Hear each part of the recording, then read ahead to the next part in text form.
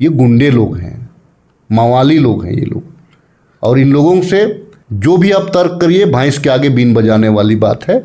ये लोग WhatsApp university से नहीं निकल पाए हैं। पूरे भारतीय जनता पार्टी जिन लोगों का ये लोग गुणगान गाता है, ये लोग तो झारखंड विरोधी लोग हैं। श्यामा प्रसाद मुखर्जी मुस्लिम लीग के साथ सरकार बनाने वाले लोग हैं। हाँ, इनके जो आका हैं, जो जेल में रहने के बजाय माफ़ी मांग करके पेंशन खाने वाले लोग हैं। सीपी सिंह सीनियर आदमी है, बुजुर्ग आदमी हैं, और अब वो जो है कि किताब पढ़ने के मूड में नहीं है, उनका आँख ठीक से काम नहीं करता है सीपी सिंह साहब का।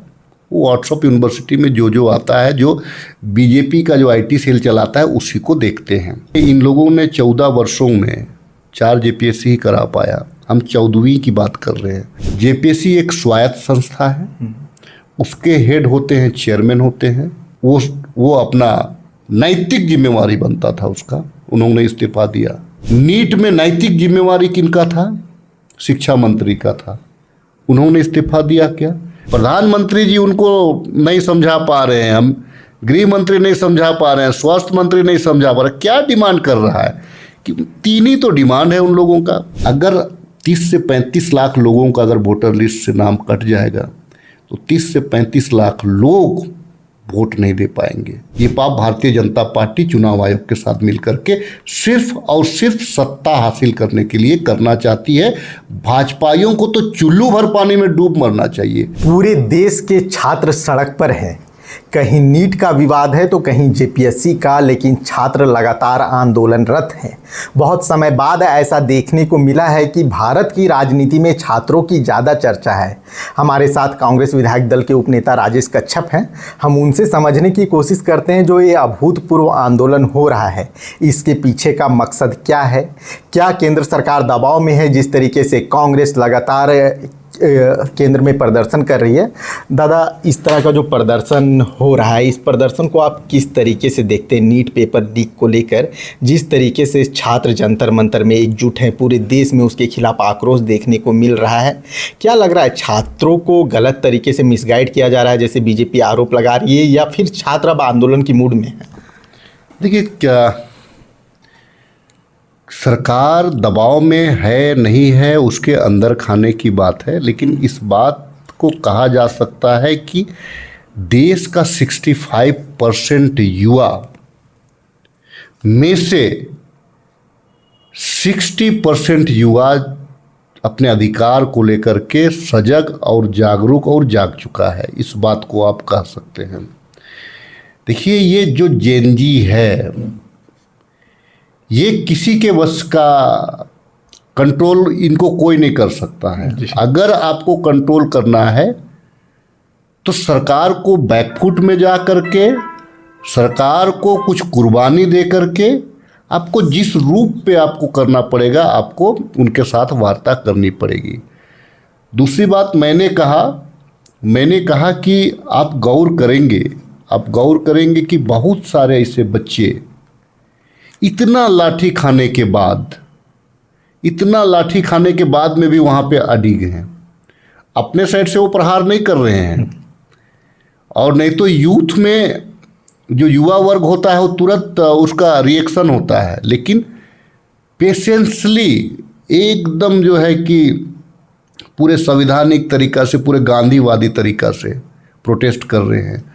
और मैं आपको बता दूं, वो जो मैं 65 में से मैंने 60% युवा जागे हैं, 5% युवा जो हैं वो कभी नहीं जाग पाएंगे, थोड़ा उनमें और वक्त लगेगा। इसीलिए क्योंकि वे लोग जो हैं उनका कोई करियर नहीं है। उनका करियर है वही जो है कि नारा उरा लगाते हो, देश दुनिया से कोई मतलब नहीं है उनको। सिर्फ जो है कि अपना गांजा भांग पी करके अपना टाइट रहना है और अपना जो है कि हुल्लड़ मचाना है, उपद्रव करना है, वो 5% है। लेकिन 60% युवा जो है आज करियर को लेकर के, देश को लेकर के आज रोड पे हैं। भारतीय जनता पार्टी का आरोप ये कहना कि बच्चे को जो जिस प्रकार से लोग मिसगाइड करने का प्रयास किया, अरे प्रधानमंत्री जी उनको नहीं समझा पा रहे हैं, हम गृह मंत्री नहीं समझा पा रहे हैं, स्वास्थ्य मंत्री नहीं समझा पा रहे। क्या डिमांड कर रहा है कि तीन ही तो डिमांड है उन लोगों का। पहला सबसे प्रमुख डिमांड है कि भैया धर्मेंद्र प्रधान जी इस्तीफा दो। देखिए, बच्चों का लड़ाई धर्मेंद्र प्रधान से नहीं है, बात को आप समझिए। यहाँ पे बच्चों का लड़ाई है सिस्टम से, ताकि इसकी पुनरावृत्ति दोबारा ना हो। बच्चे ये चाह रहे हैं, धर्मेंद्र प्रधान का व्यक्तिगत कोई उनके साथ में कि धर्मेंद्र प्रधान इस्तीफा दे देगा तो पूरा सिस्टम नहीं, जवाबदेही वाली सरकार। दादा, कल रांची की सड़कों पे भी हमने देखा कि बीजेपी और कांग्रेस आमने सामने थी। सबने तस्वीरें देखी, पत्थर चले, अंडे चले, टमाटर चले, विरोध प्रदर्शन का स्तर था। लेकिन सीपी सिंह माइक लेके राहुल गांधी को इसका बेटा, मैं नाम नहीं लेना चाहूँगा, इसका बेटा, चीन का दलाल समेत, देशद्रोही समेत तमाम शब्दों का प्रयोग कर रहे थे। आप लोग भी आंदोलन में थे, क्या आंदोलन में इस तरह की भाषा का प्रयोग होना चाहिए? देखिए, सीपी सिंह सीनियर आदमी है, बुजुर्ग आदमी है, और अब वो जो है कि किताब पढ़ने के मूड में नहीं है, उनका आँख ठीक से काम नहीं करता है सीपी सिंह साहब का।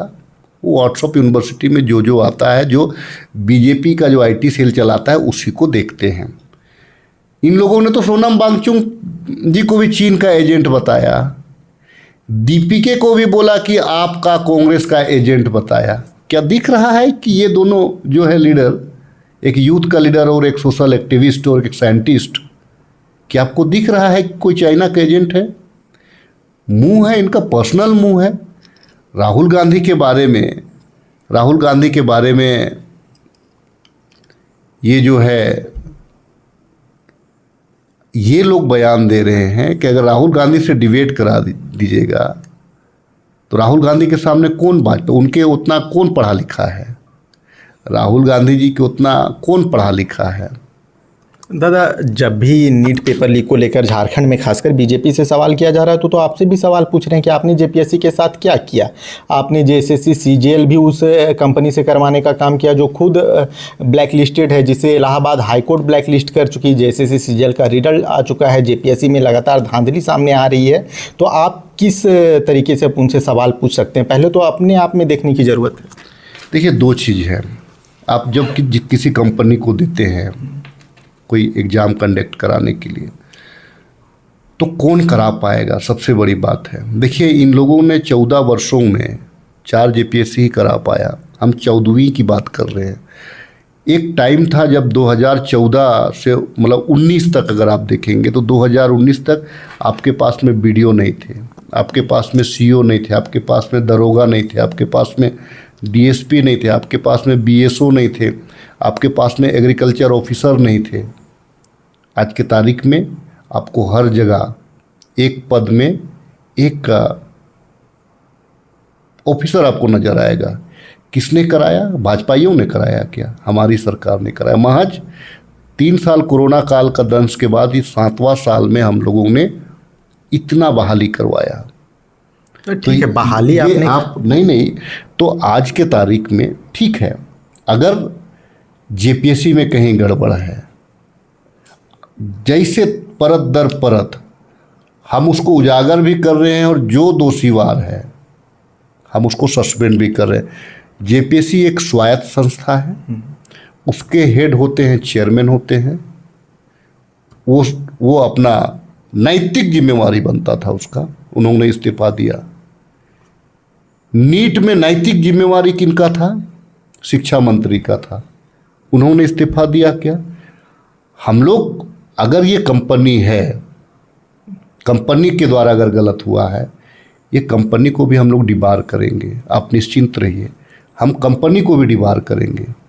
छात्र हित में, राज्य हित में हम किसी भी प्रकार का कोई कॉम्प्रोमाइज़ नहीं करेंगे। और ये जो है अंडा फोड़ और अंडा चाट लोग जो हैं, वो लोग हमको क्या सिखाएगा, जिनका इतिहास ही गद्दारी का रहा है। पूरे भारतीय जनता पार्टी जिन लोगों का ये लोग गुणगान गाता है, ये लोग तो झारखंड विरोधी लोग हैं।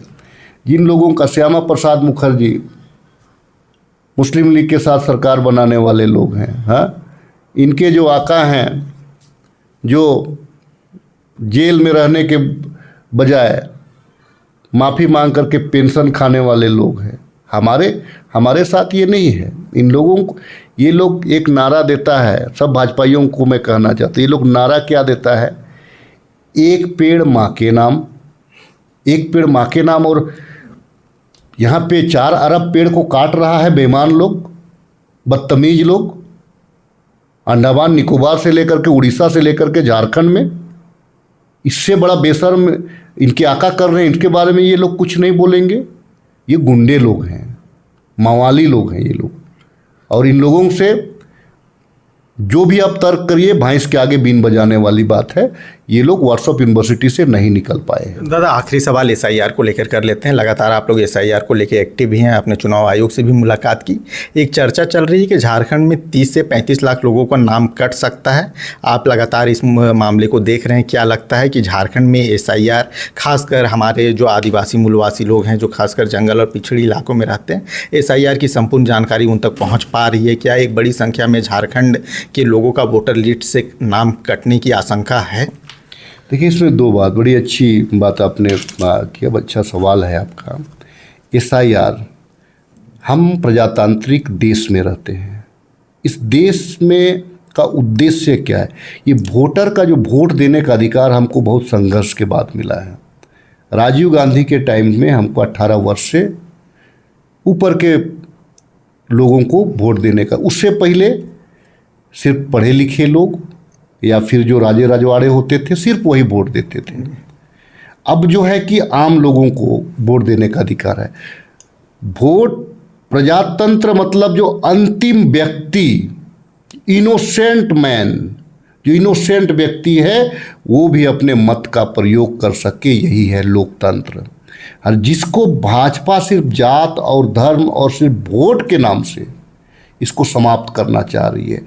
आज एसआईआर क्या है? आप जो है आधार कार्ड से लिंक करा करके आप सारे लोगों का सब कुछ अब डेटा आपको मिल जा रहा है, अटैच करवा देते, एक बार में करवा देते, सारे लोगों को करते कि भैया एक देश में एक ही वोटर कार्ड रहना चाहिए, एक जगह रहना चाहिए।